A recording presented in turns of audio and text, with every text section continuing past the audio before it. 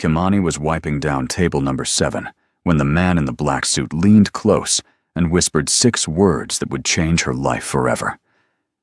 "Can you pretend to be my daughter's mom?" She froze, the rag still in her hand, staring at Jung Seo-jun, one of Seoul's most dangerous men, who was looking at her like she was the answer to a problem she didn't even know existed.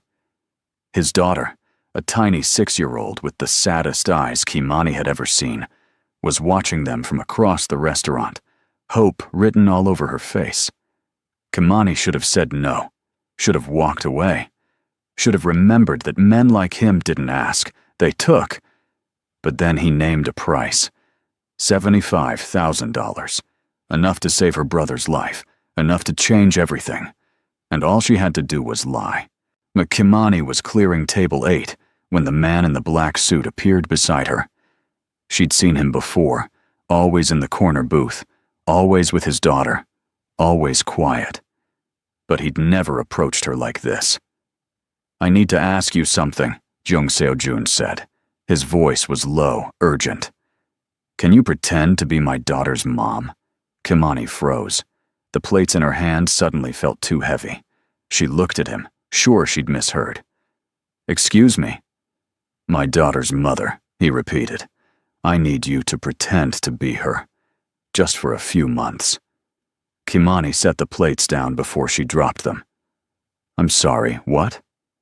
Seo-jun glanced back at his table, where a little girl sat, coloring with crayons. The same little girl who always smiled at Kimani, who always requested her section, who Kimani had served lunch to maybe 4 times total. "I know this sounds insane," Seo-jun said, "but I'm desperate. There's a woman, she won't leave me alone. She wants to marry me. She's making my daughter's life miserable. If she thinks I'm already married, she'll back off." Kimani stared at him. This had to be a joke, a prank, something. "You want me to pretend to be married to you?" "Yes." "To a complete stranger?" "We're not complete strangers. You've served us lunch 4 times. "That makes us strangers." Kimani's voice rose slightly. A couple at the next table looked over. She lowered her voice. "This is crazy. I know. But I'm asking anyway." Seo-jun pulled out a business card and set it on her tray. "Think about it. If you're interested, call me. I'll pay you $75,000 for 3 months of your time." Kimani's brain stuttered. $75,000? Dollars. American. Cash, if you prefer. Her mouth went dry. That was more money than she'd see in 3 years of waitressing. That was enough to pay off her brother's medical bills. That was life-changing money. "Why me?" she managed to ask. Seo-jun looked back at his daughter again. "Because she likes you. She hasn't liked anyone since her mother died 2 years ago. But she talks about you. The nice lady who smells like cookies. The one with the pretty smile. You make her happy. That's rare." Kimani followed his gaze. The little girl, Da-yeon, was watching them now. When she saw Kimani looking, she waved. A small, shy wave that made Kimani's chest ache. "I can't just pretend to be someone's mother," Kimani said. "You can. For $75,000. And you can do anything for 3 months. "This is insane." "It is," Seo-jun agreed. "But I'm asking anyway. Think about it. You have my number." He walked back to his table, picked up his daughter's hand, and left the restaurant without ordering food. Kimani stood there, holding a tray of dirty dishes and a business card that felt like it was burning through her skin. Her manager, Mrs. Cho, appeared at her elbow. What did Jung Seo-jun want? Nothing. Nothing. Mrs. Cho's eyes narrowed. That man is dangerous, Kimani. Whatever he asked you, say no. I already did, Kimani lied. But that night, in her tiny apartment in Itaewon, she stared at the business card, at the phone number printed in simple black ink, at the name Jung Seo-jun. She thought about her brother back in Atlanta, about the hospital bills that kept coming, about the collection agencies that called her phone 3 times a day, about how tired she was of being broke. $75,000. She picked up her phone and dialed before she could change her mind. He answered on the second ring. Kimani? How did you know it was me? I was hoping it would be. She took a breath. I have questions. Ask them. What exactly would I have to do? Move into my apartment, attend events with me as my wife, spend time with my daughter, make it convincing enough that Yoon Hai-won, the woman pursuing me, gives up and moves on. For 3 months? Yes. And then what? Then you get your money and leave. We tell Daeyeon you had to go back to America, clean break. Kimani's stomach twisted. Your daughter will be heartbroken. She'll survive. She survived worse. That was cold. But maybe that was the kind of man Jung Seo-jun was. Cold, practical, dangerous, like Mrs. Cho said. I need to think about it, Kimani said. You have 24 hours. After that, I find someone else. He hung up. Kimani sat on her bed and stared at her phone. This was the worst idea in the history of bad ideas. Pretending to be married to a man she didn't know. Pretending to be a mother to a child who would get attached. Lying to everyone. But $75,000. She thought about it all night. Didn't sleep. Just thought. And in the morning, she called him back. I'll do it, she said. But I have conditions. Name them. Separate bedrooms. You don't touch me without permission. And if your daughter gets hurt, are really hurt, we stop immediately. Agreed. When do I start? Today. I'll send a car at noon. Kimani looked around her apartment, at her second-hand furniture, and her clothes hanging on a rack because the closet was too small, at the life she was about to leave behind. Okay, she said. Noon.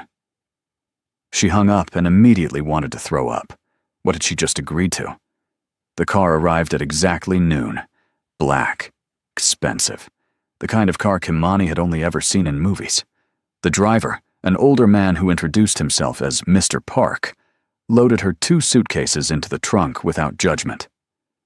Mr. Jung is waiting at the apartment, he said politely. Kimani nodded and got in the back seat. The leather was soft. The car smelled new. This was a mistake. She should tell the driver to turn around. But she didn't. They drove through Seoul, leaving her neighborhood, and entering one she'd only seen from a distance. Gangnam, where rich people lived, where Kimani definitely did not belong. The building was tall, modern, all glass and steel. A doorman opened the car door for her. Mr. Park handed her suitcases to another man in uniform, who smiled and bowed. Mr. Jung is expecting you, the doorman said. 20th floor. Kimani rode the elevator up, her heart pounding harder with each floor. What was she doing? This was insane. The elevator doors opened directly into an apartment. Not a hallway, an apartment. The entire 20th floor was one apartment. Seo-jun was waiting. He'd changed from his suit into black pants and a simple white shirt. He looked younger, less dangerous, almost normal.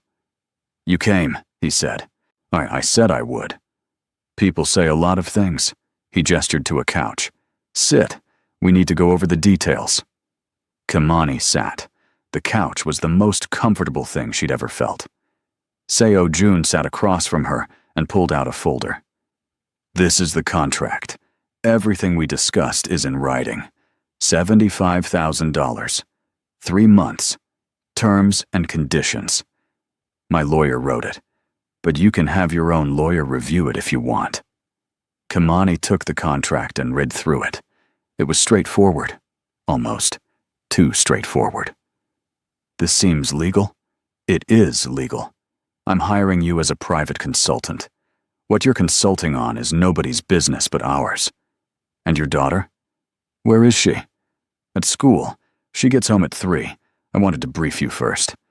Seo-jun leaned forward. Daeyeon doesn't know this is fake. As far as she'll know, you're someone I've been seeing privately, and now we're taking our relationship public. Can you handle that?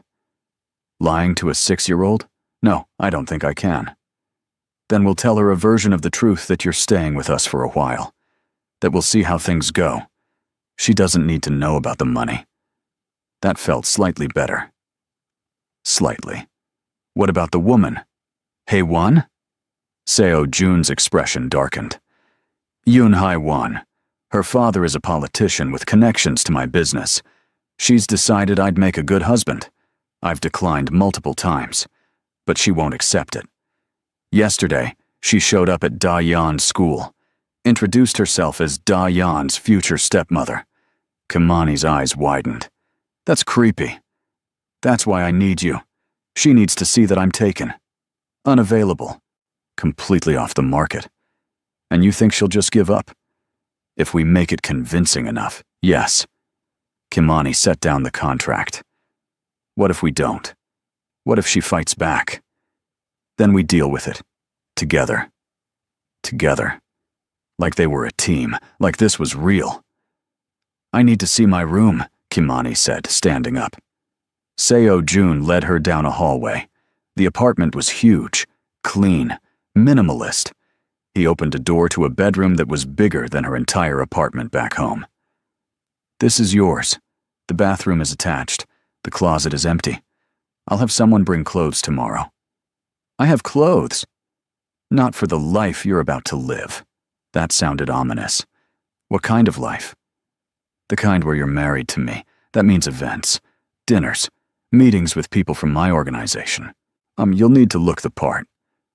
Your organization, Kimani repeated. Mrs. Cho said you were dangerous. What do you actually do? Seo Jun's expression went blank. I run a business. Import, export, logistics. Some of it is legal. Some of it isn't. You don't need to know the details. If I'm going to be your wife, even a fake one, I think I deserve to know. No, Seo Jun said firmly. You deserve to be safe. And the less you know, the safer you are. That should have scared her. It did scare her. But she'd already signed the contract in her mind, already taken the money, even if it wasn't in her hand yet. Fine, she said. But if things get dangerous, I'm out. Agreed. Seo Jun left her alone to unpack. Kimani sat on the bed and looked around the room. Everything was white and gray and perfect. Nothing like her life. Her phone buzzed. A text from her brother. Hey sis, just wanted to say thanks for the money you sent last month. The doctor says I can start physical therapy soon. You're the best. Kimani's eyes burned. This was why she was doing this. For him. For his future. She could survive 3 months of lying. She had to. Okay, if you're already hooked and want to see how Kimani survives her first day as a fake wife and mother, make sure you subscribe so you don't miss what happens next. Trust me, things are about to get very complicated. Now let's keep going. At 3:15, the front door opened. Kimani heard small footsteps running down the hall. Daddy, I'm home! Da-yeon appeared in the living room, backpack bouncing, hair in pigtails. She stopped when she saw Kimani sitting on the couch.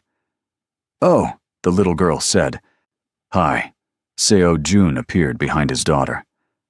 Da-yeon, you remember Kimani from the restaurant? Da-yeon's face lit up. The cookie lady. Kimani couldn't help but smile. That's me. What are you doing here? Da-yeon asked, setting down her backpack. Seo Jun knelt down to his daughter's level. Kimani is going to be staying with us for a while. Is that okay with you? Da-yeon's eyes went wide. Like a sleepover? Sort of. A long sleepover. Da-yeon turned to Kimani. Do you like cartoons? I do, Kimani said. Do you like pizza? Love it. Do you like my daddy? Kimani's breath caught. She glanced at Seo Jun, who was watching her carefully. I think your daddy is very nice, Kimani said carefully. Da-yeon seemed satisfied with that answer. She climbed onto the couch next to Kimani. Now, can you help me with my homework? Sure. For the next hour, Kimani helped Da-yeon with math problems and spelling words. The little girl chattered nonstop about her day, her friends, and her teacher, who had a funny laugh. Seo Jun disappeared into his office, but left the door open, like he was monitoring them. When homework was done, Dayan looked up at Kimani with those big, hopeful eyes. "Will you stay forever?" Kimani's heart cracked. "I'll stay for a while." "How long is a while?" "We'll see." Dayan seemed to accept this. She grabbed Kimani's hand. "Come see my room." The little girl dragged Kimani down the hall to a bedroom painted soft purple. Stuffed animals covered the bed. Drawings covered the walls. It was the only room in the apartment that felt lived in. "This is Mr. Rabbit," Dayan said, and holding up a worn, stuffed bunny. "He was my mommy's. She gave him to me before she went to heaven." Kimani's throat tightened. "He's very nice." "Do you have a mommy?" "I do. She lives far away." "Do you miss her?" "Sometimes." Dayan hugged Mr. Rabbit. "I miss my mommy every day. But Daddy says it's okay to be sad sometimes." Kimani knelt down. "Your daddy is right. It's very okay to be sad. Are you sad?" "A little bit. But I'm also happy to be here with you." Dayan smiled. Then she did something that made Kimani's chest hurt. She hugged her, just wrapped her little arms around Kimani's neck and held on tight. "I'm glad you're here," Dayan whispered. Kimani hugged her back, blinking away tears. "Me too, sweetie." When she looked up, Seo Jun was standing in the doorway, watching them. His expression was soft, unguarded. For just a moment, he didn't look like a dangerous man. He looked like a father who wanted his daughter to be happy. And Kimani realized she was in so much trouble, because this wasn't just about money anymore. Dinner was awkward. Seo Jun ordered takeout, Korean food that Kimani barely knew how to eat. Dayan showed her how to use chopsticks properly, giggling when Kimani dropped rice everywhere. "You're not very good at this," Dayan said. "I'm learning," Kimani said, trying again. Seo Jun watched them with something that might have been amusement. "She'll get better." After dinner, it was bath time. Dayan looked at Kimani hopefully. "Will you help me?" Kimani glanced at Seo Jun. He nodded. So Kimani helped Dayan with her bath, washed her hair, and helped her into pajamas covered in cartoon characters. The little girl chattered the entire time, telling stories that didn't quite make sense, but were adorable anyway. "Time for bed," Seo Jun said, appearing in the doorway. "But I'm not tired." "Yes, you are." Dayan pouted, but climbed into bed. Seo Jun tucked her in and kissed her forehead. "Good night, baby." "Wait," Dayan said. She looked at Kimani. "Will you read me a story?" Kimani's heart squeezed. "Of course." She sat on the edge of the bed and read from a book about a princess and a dragon. Dayan's eyes got heavy halfway through. By the end, she was asleep, clutching Mr. Rabbit. Kimani stood carefully and followed Seo Jun out of the room. In the hallway, he stopped. "Thank you." "For what?" "For being good with her. For not making this weird." "It is weird," Kimani said. "But she's a sweet kid, so it's not hard to be nice to her." Seo Jun studied her face. "You're not what I expected." "What did you expect?" "Someone who was just here for the money. Someone who'd keep their distance." "I am here for the money," Kimani said. "But that doesn't mean I can't care about her." Something shifted in Seo Jun's expression. "Be careful. Caring makes this harder." "I know." They stood in the hallway, the apartment quiet around them. "I have work to do," Seo Jun said finally. "Your room is at the end of the hall. If you need anything, let me know." He walked away. Kimani went to her room and closed the door. She changed into pajamas and lay in the enormous bed, staring at the ceiling. What had she gotten herself into? The next day, Seo Jun knocked at her door. He said, "We have a dinner tonight at 7. Formal. Why, I'll have something sent up for you to wear." "Dinner?" Kimani's stomach dropped. "Already?" "Word travels fast," Seo Jun said. "People want to meet my wife." "What people?" People from my organization. Right. The Mafia. Kimani had almost forgotten about that part. What do I say? She asked. As little as possible, Seo-jun said. Smile, nod. Let me do the talking. That didn't sound hard. Kimani could do that. At 6:30, a woman arrived with a garment bag. Inside was a black dress, simple but elegant. Kimani put it on and stared at herself in the mirror. She looked like someone else, someone who belonged in Seo-jun's world. There was a knock on her door. Come in. Seo-jun entered, wearing a dark suit. His eyes swept over her once, quick but thorough. You look appropriate. Appropriate, Kimani repeated. That's romantic. His mouth twitched. This isn't a romance. Right. Business arrangement. I remember. Dayan appeared in the doorway, wearing pajamas. You look pretty, Kimani. Kimani knelt down. Thank you, sweetie. Are you coming to dinner? Dayan shook her head. I have to stay with Mrs. Han. She's my babysitter. But she lets me watch cartoons, so it's okay. An older woman appeared behind Dayan, smiling warmly. Don't worry, we'll be fine. Kimani hugged Dayan quickly. The little girl hugged her back, tight and fierce. Be good, Kimani said. You too, Dayan whispered. In the car, Seo-jun briefed her. Tonight is dinner with my inner circle. 5 men. They're my most trusted advisors. They know about you, but they'll have questions. What kind of questions? Where we met. When we got married. Why we kept it secret. Kimani's hands twisted in her lap. And what's the story? We met 2 years ago. Married quietly 6 months later. Kept it private because of security concerns, and to protect Dayan. Do they know I worked at a restaurant? Seo-jun shook his head.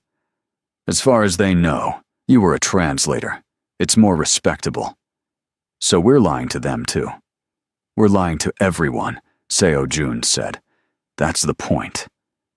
The restaurant they pulled up to was small, exclusive, tucked away on a quiet street. Inside, 5 men sat around a table. They stood when Seo-jun entered. Gentlemen, Seo-jun said. This is my wife, Kimani. All 5 pairs of eyes landed on her. Kimani forced a smile and bowed slightly, the way she'd seen Korean women do. One man, older with gray hair, stepped forward. Gosh, it's an honor to finally meet you, Mrs. Jung. Mrs. Jung. The name felt like a costume that didn't fit right. The honor is mine, Kimani said. They sat down. The questions started immediately. How did you meet? At a conference, Seo-jun said smoothly. She was translating for an American diplomat. And you kept this secret for how long? 2 years. That's quite a secret. Seo-jun's hand found Kimani's under the table. His grip was firm, grounding. My family's safety is worth any inconvenience. The men nodded, like that made perfect sense. Dinner was 7 courses. Kimani barely tasted any of it. She smiled when expected, nodded when appropriate, and let Seo-jun steer the conversation. But then one man, younger with sharp eyes, leaned forward. I heard Yoon Haiwan was quite upset today. Seo-jun's expression didn't change. I can't control her emotions. Her father called me, the man continued. He's not happy. He thinks you're lying. I'm not lying, Seo-jun said coldly. My wife is sitting right here. The man's eyes shifted to Kimani. No offense, Mrs. Jung, but this is very sudden. Very convenient. Kimani's heart pounded. She opened her mouth but didn't know what to say. Seo-jun's hand tightened on hers. Are you questioning my integrity? The man held up his hands. I'm just saying what others are thinking. Then others can think what they want, Seo-jun said. My personal life is not up for debate. The tension at the table was thick enough to choke on, but then the older man laughed. Leave the boss alone, Minho. If he says he's married, he's married. The conversation shifted. Kimani breathed again. When they finally left, Kimani's legs felt like jelly. In the car, she turned to Seo-jun. They don't believe us. Some of them don't, Seo-jun agreed, but they won't challenge me publicly. What about privately? Privately, they'll investigate, which is why we need to make this convincing. Kimani's stomach sank. How do we do that? Seo-jun looked at her. You move in tomorrow, officially. We'll be seen together. Often. And you'll need to spend time with Da-yeon. Real time. Build a real relationship with her. That's easy, Kimani said. I like her. Something flickered in Seo-jun's eyes. Good. Because she really likes you. Back at the apartment, Mrs. Han was asleep on the couch. Da-yeon was asleep in her bed, clutching a stuffed rabbit. Kimani stood in the doorway, watching her chest rise and fall. Seo-jun appeared beside her. She's a good kid. She is, Kimani agreed. Her mother died in a car accident, Seo-jun said quietly. She was coming home from visiting her parents. A drunk driver ran a red light. She died instantly. Kimani's throat tightened. I'm sorry. Da-yeon stopped talking for 6 months after that, Seo-jun continued. She wouldn't eat, wouldn't sleep. The doctor said she was traumatized. And then, one day, she just started talking again. But she's never been the same. She seems happy now. Seo-jun looked at her. She is. Because of you. The weight of that statement pressed down on Kimani's shoulders. She was helping this little girl, but she was also lying to her. I should go to bed, Kimani said. Seo-jun nodded. Tomorrow. We'll go shopping. You'll need more clothes. I have clothes. Not for the life you're about to live. Kimani wanted to argue, but she was too tired. She went to her room, changed into pajamas, and lay down on the softest bed she'd ever felt in her life. But she couldn't sleep, because somewhere down the hall was a little girl who thought Kimani might be her mother. And somewhere else in the apartment was a man who was paying her to lie. And Kimani had no idea what she'd gotten herself into. Kimani woke up to small fingers poking her cheek. She opened one eye and found Da-yeon standing beside her bed, still in her pajamas, hair sticking up in every direction. Are you awake? Da-yeon whispered. I am now, Kimani said, sitting up. Good. I made you breakfast. Kimani's heart squeezed. Nah, you did? Da-yeon grabbed her hand and pulled her out of bed. Come see. In the kitchen, there was a plate with burnt toast, a banana that had been peeled but then squished, and a glass of orange juice that was mostly pulp. Seo-jun stood by the coffee maker, watching his daughter with an expression that might have been amusement. Da-yeon wanted to make you feel welcome, he said. Kimani sat down at the counter and picked up the toast. It was black around the edges and hard as a rock. She took a bite anyway. This is delicious, Da-yeon beamed. Really? Really, Kimani lied, chewing the charcoal-flavored bread. Seo-jun poured coffee into 2 mugs and slid one toward her. We're going shopping in an hour. Da-yeon has school, so it'll just be us. The thought of being alone with Seo-jun made Kimani's stomach flip. Oh, I can shop by myself. You don't know what you need, Seo-jun said. I do. That sounded controlling, but Kimani was too tired to argue. She finished the terrible breakfast, while Da-yeon chattered about her school and her teacher, and her friend, who brought a frog to class last week. Mrs. Han arrived to take Da-yeon to school. The little girl hugged Kimani so tight she could barely breathe. Will you be here when I get back? I will, Kimani promised. Forever? The question hit like a knife. Kimani glanced at Seo-jun, who was watching her carefully. For a while. Da-yeon seemed satisfied with that. She grabbed her backpack and skipped out the door. The moment she was gone, the apartment felt too quiet. Get dressed, Seo-jun said. Something comfortable. Kimani went back to her room and changed into jeans and a sweater. When she came out, Seo-jun was waiting by the door, keys in hand. They drove in silence to a part of Seoul Kimani had never seen before. The stores here didn't have price tags in the windows. That was never a good sign. Inside the first boutique, a woman rushed over immediately. "Mr. Young, so wonderful to see you, and this must be your wife." The word still felt strange. Wife. "She needs a new wardrobe," Seo Jun said. "Business formal, cocktail dresses, casual elegant." The woman's eyes lit up like she'd won the lottery. "Of course, right this way." For the next 2 hours, Kimani was poked, measured, and dressed like a doll. She tried on 15 dresses, 10 pairs of shoes, and more jewelry than she'd seen in her entire life. Seo Jun sat in a chair, scrolling through his phone, occasionally looking up to nod or shake his head. This one?" the boutique woman asked, showing off a red dress that hugged Kimani's curves. Seo Jun looked up. His eyes traveled from her face, down to her shoes, and back up again. Something flickered in his expression. "No. Too much." "Too much what?" Kimani asked. "Just too much," he said, going back to his phone. The woman brought out a navy blue dress, more conservative but still elegant. Seo Jun nodded. "That works." By the time they left, Seo Jun had spent more money than Kimani made in a year. She watched him hand over his credit card without even checking the total. "This is insane," she said in the car. "This is necessary," Seo Jun corrected. "You're my wife. You need to look the part." "I'm not really your wife. Everyone else thinks you are. That's what matters."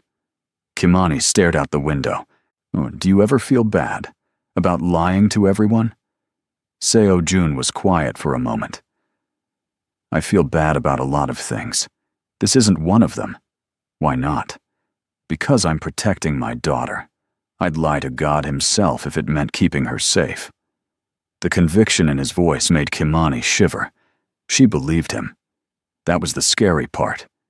They stopped for lunch at a small restaurant tucked away from the main streets. It was quiet, private, the kind of place where people went when they didn't want to be seen. They ordered.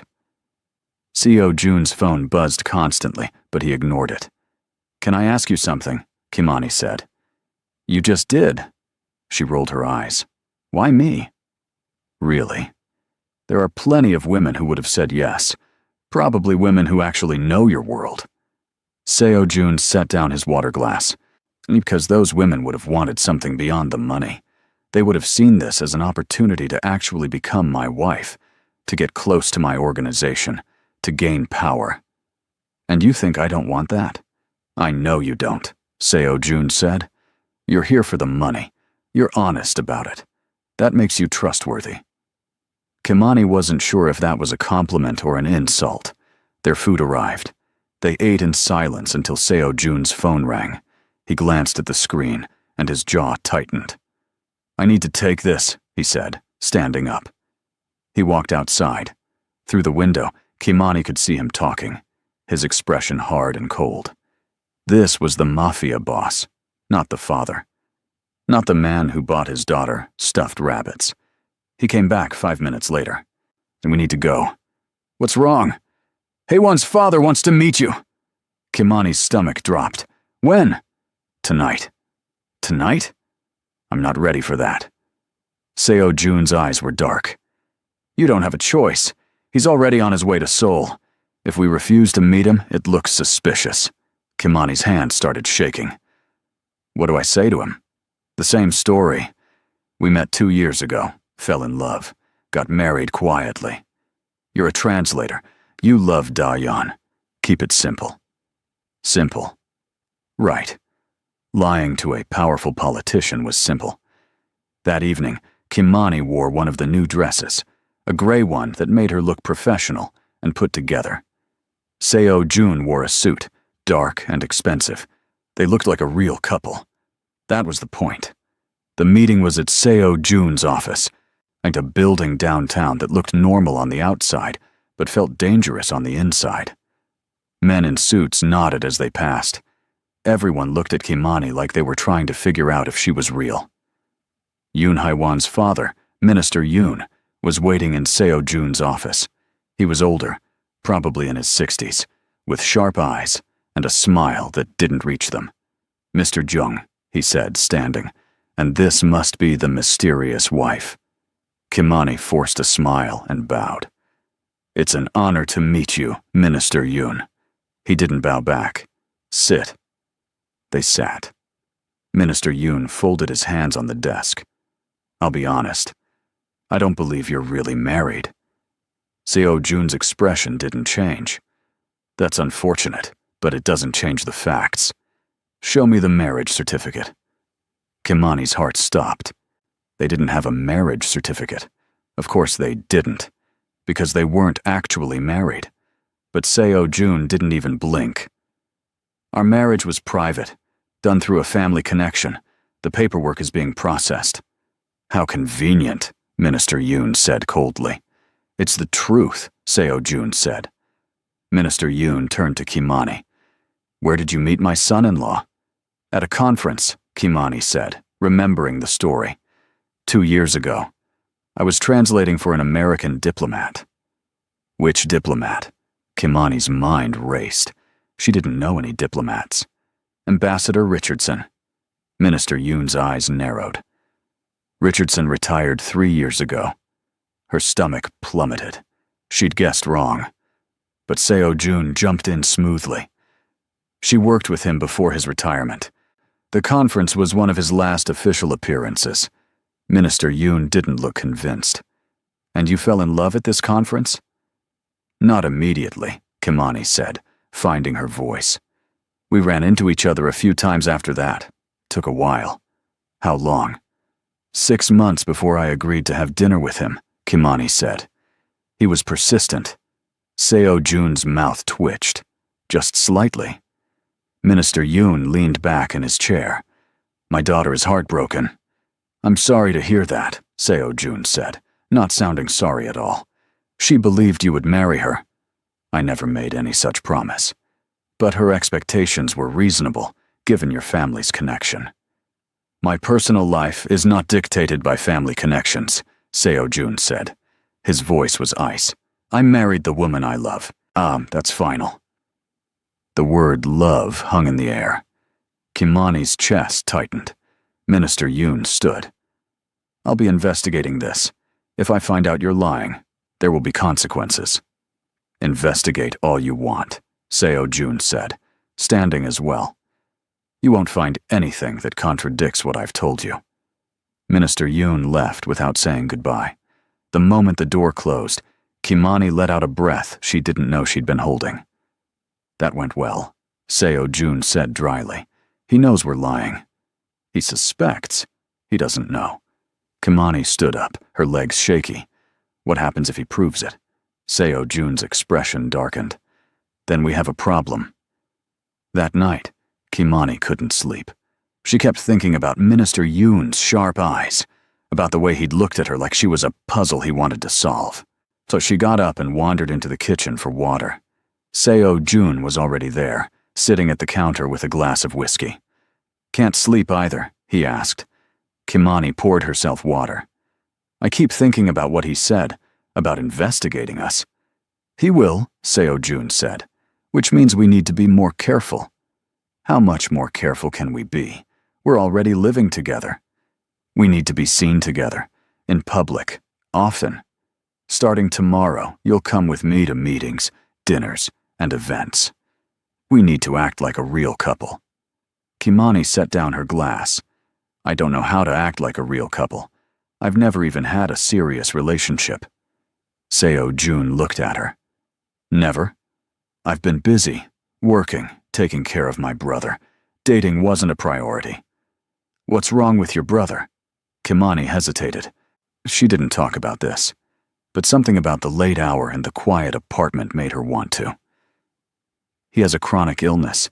The treatments are expensive. That's why I'm here. Why I needed the money."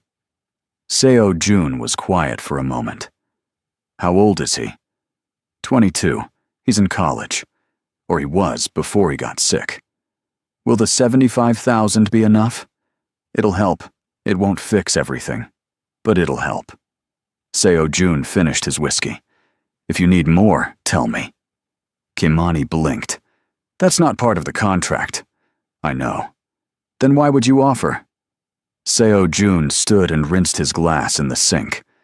Because you're helping me. It's only fair I help you. He walked away before she could respond. The next morning, Dayan didn't have school. Some kind of teacher training day, which meant she was home. Which meant Kimani's first full day as a pretend mother. Dayan woke her up at 7 by jumping on her bed. Wake up! Wake up! Wake up! Kimani groaned. It's so early! Daddy said we can go to the park. All 3 of us! Like a real family! Kimani's heart twisted. Like a real family. She got dressed and found Seo Jun in the kitchen making pancakes. Actual pancakes. From scratch. You cook? She asked, surprised.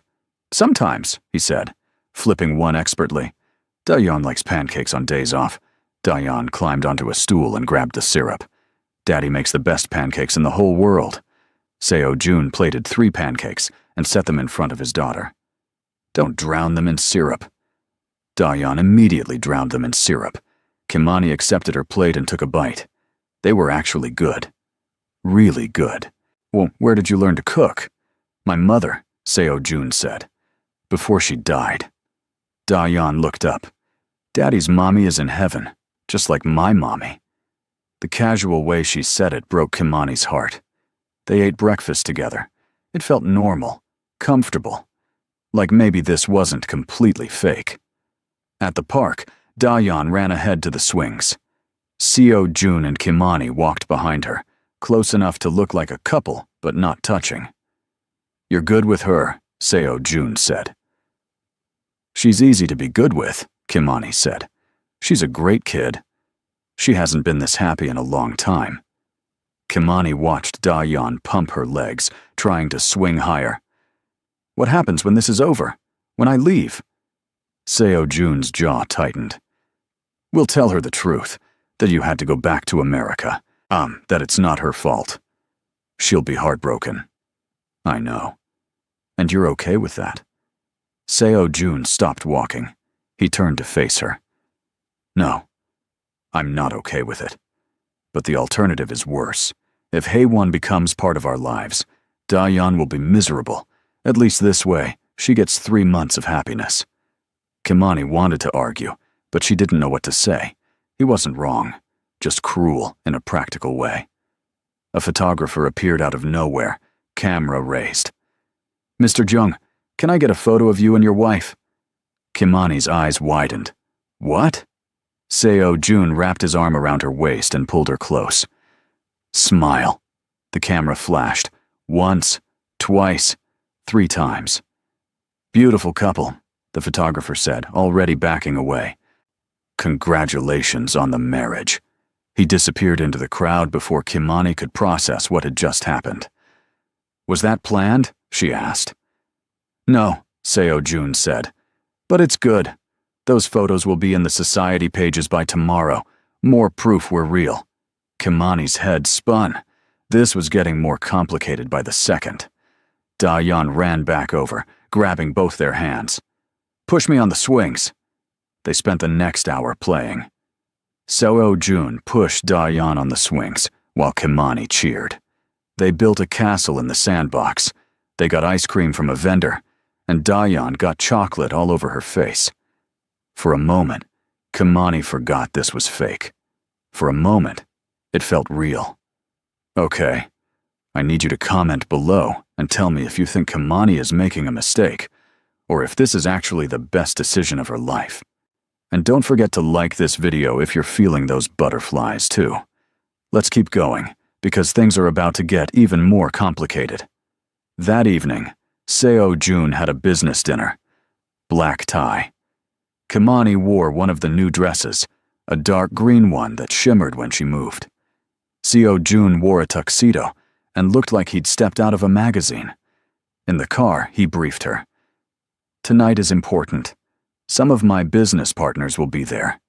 People who matter. We need to look united. Strong.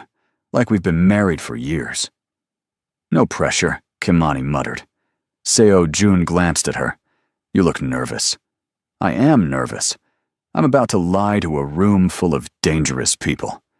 Just follow my lead. You'll be fine." The venue was a hotel ballroom, all crystal chandeliers and marble floors. Women in designer dresses floated around like expensive ghosts. Men in tuxedos talked in clusters, their voices low and serious. Seo Jun's hand found the small of Kimani's back. "Stay close." They walked in together, heads turned. Conversations paused. Everyone was staring. A man approached, older, with a kind face. "Seo Jun, good to see you, and this must be your bride." "Kimani, this is Mr. Park. He runs the shipping division." Kimani shook his hand. "Nice to meet you." "The pleasure is mine," Mr. Park said. "We were all surprised to hear about the marriage. Seo Jun kept you very well hidden." "He's private," Kimani said. "I respect that." Mr. Park laughed. "A woman who respects privacy. You found a gem, Seo Jun." They moved through the room. More introductions, more polite lies. Kimani's face hurt from smiling. Then she saw Haiwan. The woman stood across the room, wearing white again, staring at Kimani with pure hatred. She looked like she wanted to set the whole building on fire. "She's here," Kimani whispered. Seo Jun followed her gaze. His expression hardened. "Ignore her." But Haiwan didn't ignore them. She walked straight over, her heels clicking like gunshots. "Seo Jun," she said sweetly. "How lovely to see you." "Haiwan," Seo Jun said coolly. Haiwan's eyes slid to Kimani. "And the wife. I've been wanting to talk to you." Kimani's pulse quickened. "Oh?" "Yes. I'm curious. How does it feel to steal another woman's future?" The room seemed to go quiet. People nearby stopped talking, pretending not to listen, but clearly listening. Kimani forced a smile. "I didn't steal anything. Nah, Seo Jun was never yours to begin with." Haiwan's eyes flashed. "We had an understanding." "You had an assumption," Kimani corrected. "That's not the same thing." Seo Jun's hand tightened on her waist. A warning. But Kimani was done being polite. Haiwan stepped closer. "You think you can just walk into his life and play house? You don't know anything about his world." "I know enough," Kimani said. "Do you know what he does for a living? Really does." "I know he's a businessman." Haiwan laughed. It was sharp and mean. "A businessman. That's cute. Did he tell you about the people he's hurt? The deals he's made? The blood on his hands?" Seo Jun's voice cut through like a blade. "That's enough." But Haiwan wasn't done. "She deserves to know who she married. Or did you lie about that too?" Kimani's chest tightened. She looked up at Seo Jun. His face was blank, but his eyes were dark. Dangerous. "We're leaving," he said. He guided Kimani toward the exit. People parted like water. Behind them, Haiwan called out, "You can't run forever." In the car, silence pressed down like a weight. "I'm sorry," Seo Jun said finally. "For what?" "For putting you in that position." Kimani stared out the window. "Is it true, what she said?" Seo Jun was quiet for a long time. "Yes." "You've hurt people." "Yes." "Killed people?" Another pause. "Yes." Kimani's hands trembled. She'd known, intellectually, that Seo Jun was dangerous, but hearing him admit it was different. "Why are you telling me the truth?" she asked. "Because you asked, and because you deserve honesty, even if everything else is a lie." Kimani didn't know what to say to that. But when they got home, Mrs. Han said Dayan had gone to bed an hour ago. Seo Jun paid her and sent her home. The apartment felt too quiet again. "I need to check on something," Seo Jun said. "I'll be in my office." Kimani nodded. She went to her room but couldn't settle. After 20 minutes, she walked down the hall and peeked into Dayan's room. The little girl was asleep, clutching her stuffed rabbit. She looked peaceful, innocent. Kimani sat on the edge of the bed and watched her breathe. This child had no idea her father was a monster, or that Kimani was lying to her, or that in 3 months, Kimani would disappear from her life forever. "I'm sorry," Kimani whispered. "She can't hear you." Kimani jumped. Seo Jun stood in the doorway. "I didn't mean to wake you," Kimani said. "You didn't." "Yeah, I couldn't sleep." He walked over and sat on the other side of the bed. Together, they watched Dayan sleep. "She looks like her mother," Seo Jun said quietly. "Same nose, same smile." "Did you love her?" "Yes." "Not at first. It was arranged. But over time, yes. I loved her." "I'm sorry you lost her." Seo Jun's hand rested on Dayan's blanket. "Me too." They sat in silence. Not comfortable, but not uncomfortable either. Just two people watching a child sleep. "Thank you," Seo Jun said. "For what?" "For standing up to Haiwan tonight. You didn't have to do that." Kimani shrugged. "She was rude. I don't like rude people." Seo Jun's mouth twitched, almost a smile. "Neither do I." Kimani stood. "I should let you get some sleep."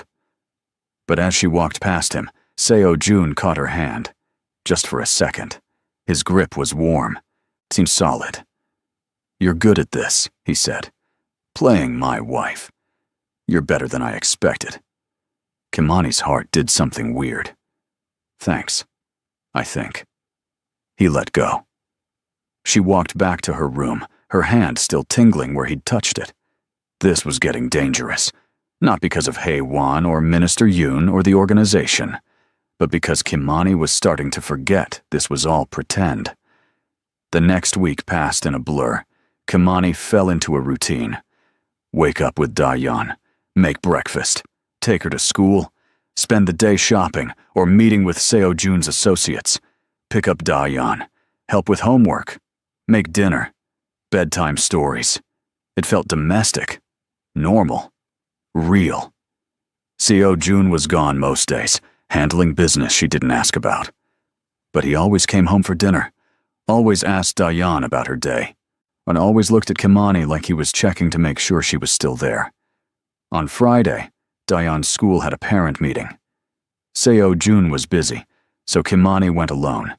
She sat in a tiny chair meant for children and listened to the teacher talk about curriculum and field trips. Other parents smiled at her. One woman leaned over. "You're Dayan's mother, right?" Kimani hesitated. "Yes." "She talks about you all the time. You're all she talks about, actually. Kimani this, Kimani that. It's very sweet." Guilt twisted in Kimani's stomach. "She's a great kid. She's been so much happier lately," the teacher added. "Whatever you're doing, keep doing it." Kimani nodded, unable to speak past the lump in her throat. After the meeting, she sat in the car for 10 minutes, trying not to cry. This was wrong.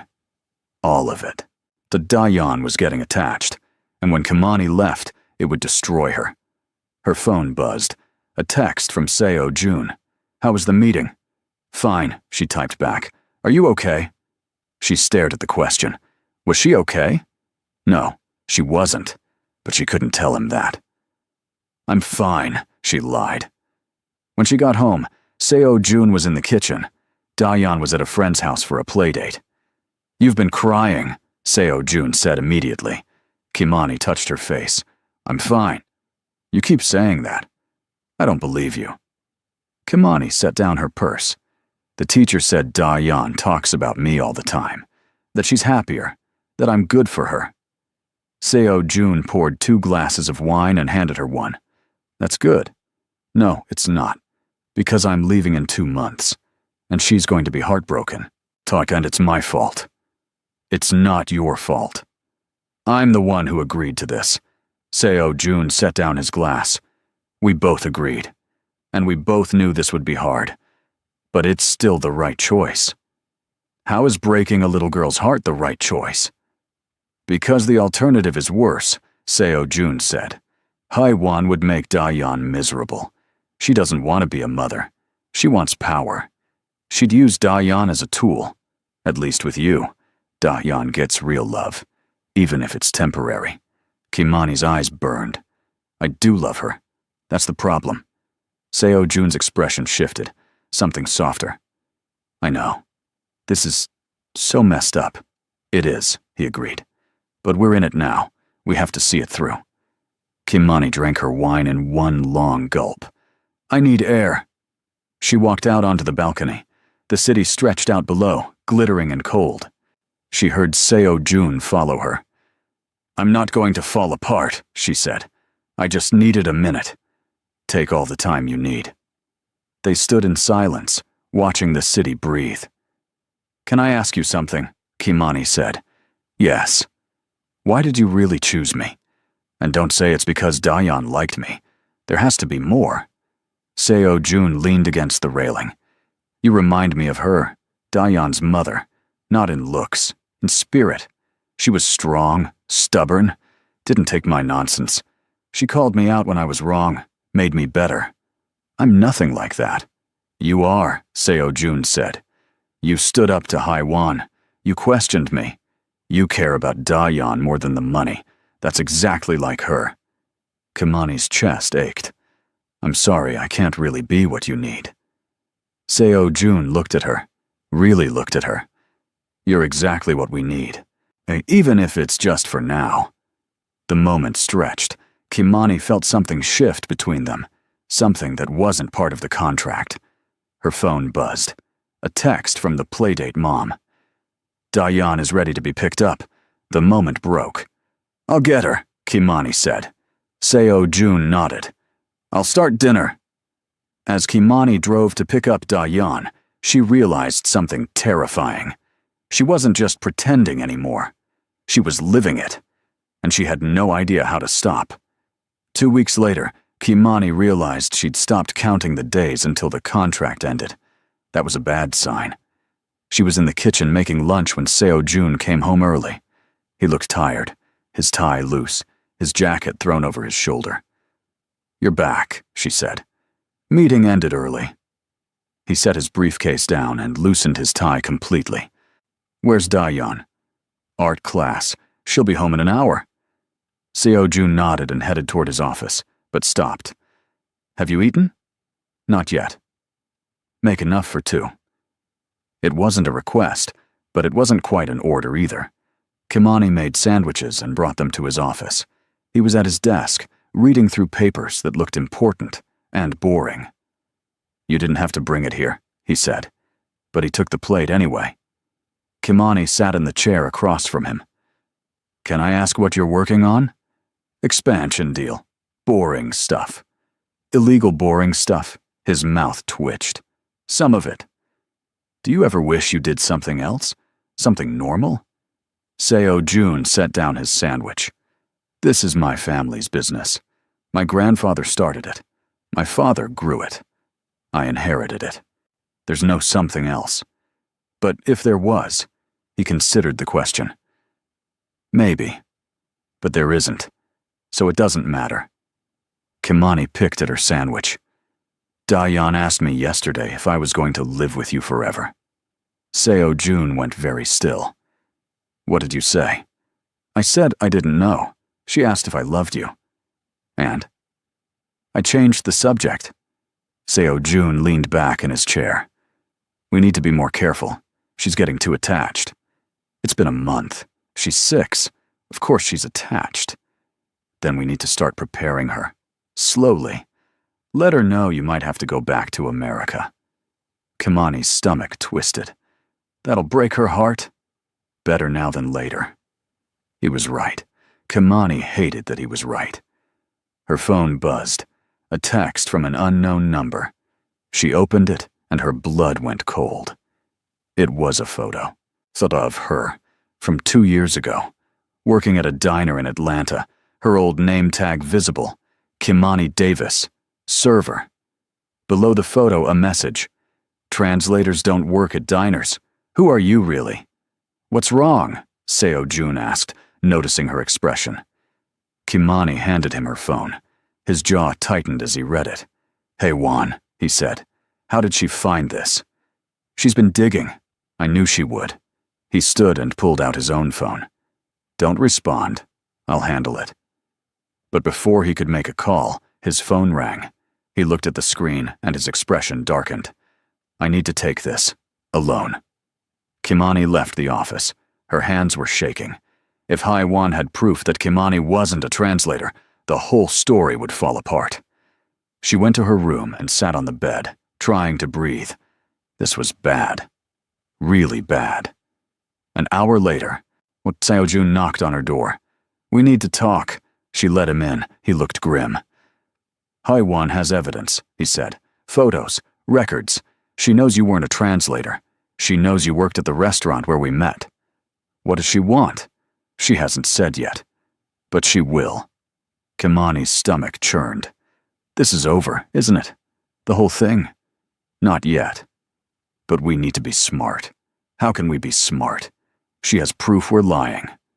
Seo-jun paced the room. She hasn't gone public yet. That means she wants something. Money, probably. Or a trade. What kind of trade? Me, he said simply. She'll offer to keep quiet if I agree to marry her instead. Kimani's chest tightened. And will you? Seo-jun stopped pacing and looked at her. No. But if she exposes us, then she exposes us. But I'm not marrying her. Not for any reason. Why not? I thought this was all to avoid her in the first place. It was. It is. But things have changed. What's changed? Seo-jun's eyes locked on hers. You. Dayan. This. All of it. Before Kimani could respond, the front door opened. Dayan's voice rang out. I'm home. Seo-jun stepped back. We'll figure this out, I promise. He left the room. Kimani sat on the bed, her heart racing. Things have changed. What did that mean? That night, Kimani couldn't sleep. She kept thinking about the photo, about Haiwan, about everything falling apart. She got up and went to the kitchen for water. Seo-jun was there again, whiskey in hand. This is becoming a habit, she said. Bad habits tend to do that. She poured water and sat across from him. Are you scared? Of what? Of this blowing up. Of losing everything. Seo-jun swirled his drink. I've lost everything before. I survived. I'll survive again. What about Dayan? She'll survive too. She's stronger than she looks. Kimani wasn't so sure. I don't want to hurt her. I know. But I am going to hurt her when I leave. When this ends. She's going to hurt because of me. Seo-jun set down his glass. She's going to hurt because of me. I'm the one who put you in this position. If you want to blame someone, blame me. I'm not trying to blame anyone. I'm scared. For her. For you. For all of this. Seo-jun reached across the counter and took her hand. The gesture was so unexpected that Kimani froze. Listen to me, he said quietly. Whatever happens, I'll protect you, both of you. That's not part of the contract. That's a promise. Kimani's eyes burned. You can't promise that. I just did. They sat there, hands linked across the counter, until Kimani finally pulled away. I should try to sleep, she said. Kimani. She stopped and turned back. Thank you, Seo-jun said, for everything. For staying. For caring about her. For all of it. Kimani nodded, not trusting her voice, and went back to her room. She was in so much trouble. Because somewhere between the fake marriage and the real feelings, she'd fallen for Jung Seo-jun. And that wasn't part of the plan at all. The next morning, everything fell apart. Kimani woke up to shouting. She ran out of her room and found Seo-jun in the living room with 3 men she'd never seen before. They looked angry. You lied to us, one of them said, to the entire organization. Seo-jun's voice was ice. Get out of my home. Not until you explain yourself. Choi Young-sik called a meeting. He has evidence that your marriage is fake, that you've been deceiving the council. Kimani's blood turned cold. Seo-jun saw her standing there. Go back to your room. But it was too late. One of the men spotted her. That's her, the fake wife. She's not fake, Seo-jun said dangerously. and you need to leave. Now. Young Sik wants you at the office in an hour. If you don't show up, he's calling for a vote to remove you as head." The men left. The apartment went silent. Kimani walked over slowly. "Who's Choi Young-sik?" "My underboss, second in command. He's been waiting for an opportunity to challenge me." Seo Jun ran a hand through his hair. "Oh, Haiwan must have gone to him. What happens now? I go to the meeting. I deal with it. How? I don't know yet." Dayan appeared in the hallway, rubbing her eyes. Why was everyone yelling? Seo Jun's expression softened. "Just work stuff, baby. Go get dressed for school." But Dayan didn't move. She looked between her father and Kimani. "Are you guys fighting?" "No," Kimani said quickly. "Everything's fine." Dayan didn't look convinced, but she went back to her room. Seo Jun grabbed his phone. "I need to make some calls. Can you take Dayan to school?" "Of course." He started to walk away, then stopped. "Kimani, if this goes bad, if things fall apart, take Dayan and go. There's a bag in my closet with cash and passports. Get her somewhere safe." Kimani's heart stopped. "Oh, you're scaring me." "I'm being realistic.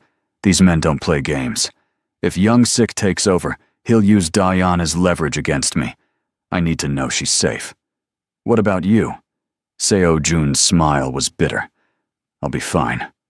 I always am." He left for his office. Kimani stood there, shaking. She got Dayan ready for school, packed her lunch, and braided her hair. Everything normal. Everything fine. Except nothing was fine. In the car, Dayan was quiet. Too quiet.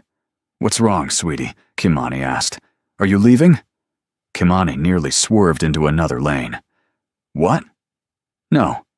Why would you think that?" "I heard Daddy talking on the phone last night.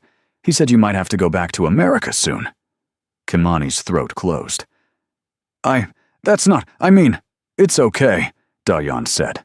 Her voice was small. "Everyone leaves eventually." "Dayan, my mommy left. I know she didn't want to, but she still left. And now you're going to leave too." Kimani pulled over. She turned in her seat and looked at Dayan. The little girl was crying, silent tears rolling down her cheeks.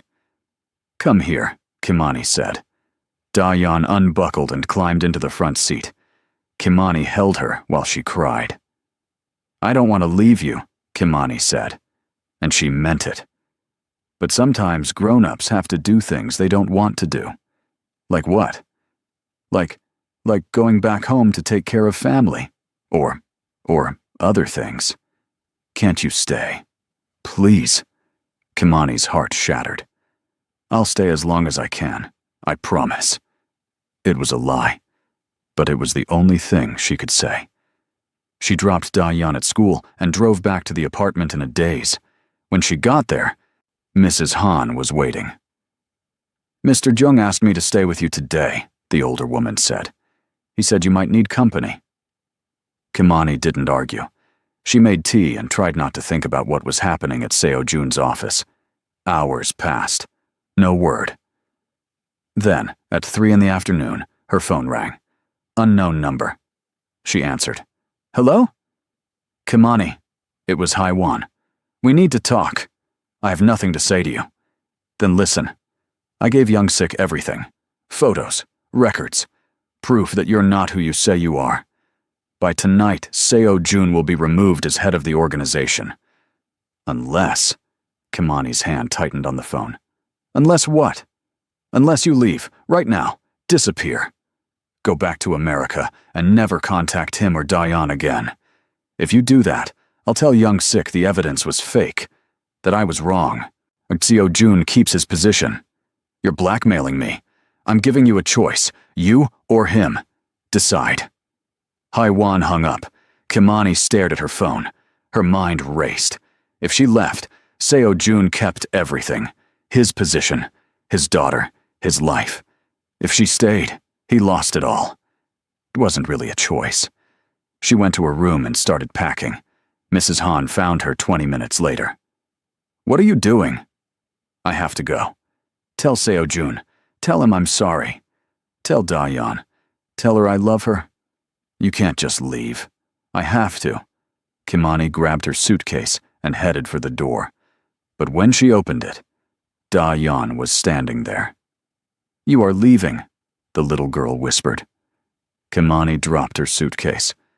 Da-yeon, what are you doing here? You're supposed to be at school. I left. I took a taxi. I used my allowance. Tears streamed down her face. You said you'd stay. I know, baby, I know. But I have to go. It's complicated. No, Da-yeon screamed. You promised. You said you wouldn't leave. Da-yeon, please. But the little girl ran. Out the door, down the hallway, toward the stairs. Kimani chased after her. Da-yeon, wait! But Da-yeon was fast. She pushed through the stairwell door and ran down the stairs. Kimani followed, her heart in her throat. Da-yeon! Stop! She caught up to her on the 15th floor. Da-yeon was sitting on the stairs, sobbing. Kimani sat beside her and pulled her close. I'm sorry. I'm so sorry. Why does everyone leave me? Da-yeon cried. What did I do wrong? Nothing. You did nothing wrong. This is all grown-up stuff. It has nothing to do with you. Then why are you going? Kimani didn't know how to explain, so she just held Da-yeon and let her cry. They were still sitting there when Seo-jun found them. He looked terrible. His tie was gone, his shirt was wrinkled, his eyes were dark and tired. Da-yeon, he said quietly. What are you doing here? She's leaving, Da-yeon sobbed. Kimani's leaving. Seo-jun's eyes met Kimani's over Da-yeon's head. Is that true? Kimani nodded. Haewon called.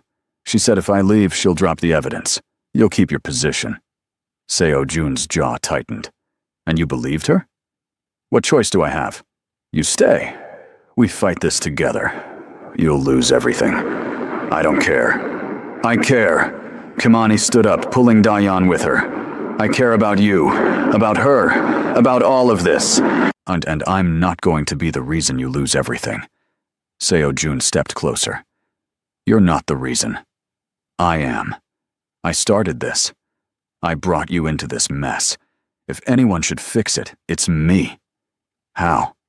How are you going to fix this? I don't know yet. But running away isn't the answer. Da-yeon pulled away from both of them. I hate this. I hate all of it. She ran down the stairs again. This time, both Kimani and Seo-jun chased her. They caught her in the lobby. Seo-jun picked her up, even though she fought him. Put me down. No, Seo-jun said firmly. We're going home. All of us. Together. And we're going to figure this out. I don't want to figure it out. I want Kimani to stay. I know, baby. I know. They went back upstairs. Da-yeon cried herself to sleep on the couch. Seo-jun covered her with a blanket and gestured for Kimani to follow him to his office. Tell me exactly what Haewon said, he said. Kimani repeated the conversation. Seo-jun listened, his expression getting darker. She's bluffing, he said finally. How do you know? Because if she had real leverage, she wouldn't need to make deals. She'd just use it. But what if she's not bluffing? Seo-jun pulled out his phone and made a call. Young-sik, it's me. We need to talk. No, not at the office. Neutral ground. 1 hour. He hung up and looked at Kimani. I'm going to end this. Tonight. How? By telling the truth. Kimani's eyes widened. You can't. You'll lose everything. Maybe. But at least I'll lose it on my terms. He grabbed his jacket. Stay with Da-yeon. Don't open the door for anyone. And I'll be back in a few hours. Seo-jun, wait. But he was already gone. Kimani sat in his office, her mind spinning. This was a disaster. A complete disaster. She checked on Da-yeon, who was still asleep, then paced the apartment. 2 hours passed. No word from Seo-jun. 3 hours. 4. Kimani was about to call him when the door opened. Seo-jun walked in, looking exhausted, but somehow lighter. What happened? Kimani asked. Seo-jun sat down heavily. I called a meeting with the entire council, told them the truth, that our marriage was fake, that I hired you to keep Haiwan away, that I lied to everyone. Kimani's stomach dropped. And I challenged Young Sik. If the council wanted him as leader instead of me, they could vote. Right there. Right then. Did they vote? They did. I won. Barely. But I won. Kimani's legs gave out. She sat down hard. You won? Turns out most of the council doesn't like Young Sik. They were willing to overlook the lie if it meant keeping him out of power. Seo Jun leaned back and closed his eyes. He's been exiled. Haewon's father has been cut off from the organization. It's over. Just like that. Just like that. Kimani wanted to feel relieved, but all she felt was sad. So I can leave now. The contract's fulfilled. You don't need me anymore. Seo Jun opened his eyes. What if I want you to stay? What? Not for the contract. Not for appearances. Just stay. Kimani's heart raced. Why? Seo Jun stood and walked over to her. Because in the last month and a half you've become part of our lives. Dayan loves you. I care about you. And I don't want this to end just because the contract is over. You care about me. More than I should. More than I plan to. Kimani's eyes burned. I care about you too. And Dayan. But this is crazy. I'm not part of your world. I don't know how to be. Then learn, stay. Let's figure it out together. What if it doesn't work? Then it doesn't work. But what if it does? Kimani looked at him, really looked at him. This dangerous man who made pancakes for his daughter, who told the truth even when it could destroy him, who was asking her to stay. I need to think, she said. Seo Jun nodded. Take all the time you need. Okay, before we get to the ending, I need you to subscribe right now if you haven't already, because you're going to want to see how this ends. Now hit that subscribe button and the notification bell so you don't miss any of my stories. Now let's finish this. Kimani spent the next 3 days thinking, really thinking, about her life in America, her brother, who was doing better now that she'd sent money, her apartment that she'd given up, her job that she'd quit, about Seoul, about Dayan, about Seo Jun, about what she actually wanted, not what she thought she should want. On the 4th day, she made her decision. She found Seo Jun in his office. I'm going back to America. His face went blank. I see. But only for 2 weeks. To pack up my stuff. To say goodbye to my brother properly. To close that chapter of my life. Seo Jun looked up slowly.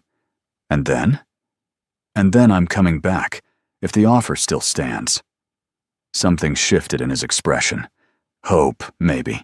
Or the offer stands. I need to tell Dayan the truth first. That I wasn't really her mother. That I was hired. She deserves to know. We'll tell her together. They sat Dayan down that evening. She listened quietly while they explained everything. The contract. The lie. All of it. When they finished, Dayan was quiet for a long moment. So you're not my mom? She asked Kimani. Not by birth, no. But you love me anyway? Kimani's throat closed. Yes, I love you anyway. Dayan thought about this. Okay. Okay? Seo Jun asked, surprised. My real mom is gone. She can't come back. But Kimani is here, and she wants to be here. That's better than pretending, right? Kimani pulled Dayan into a hug. You're the smartest kid I've ever met. I know, Dayan said matter-of-factly. The 2 weeks in America passed too slowly and too fast at the same time. Kimani visited her brother, who looked healthier than he had in years. She packed up her few belongings. She said goodbye to her old life, and then she flew back to Seoul. Seo Jun and Dayan picked her up at the airport. Dayan ran into her arms, and Kimani held her tight. Welcome home, Seo Jun said. Home. The word settled in her chest like it belonged there. 6 months later, Kimani woke up to the smell of pancakes. She found Seo Jun and Dayan in the kitchen, working together to make breakfast. "You're awake," Dayan said. "We were going to surprise you."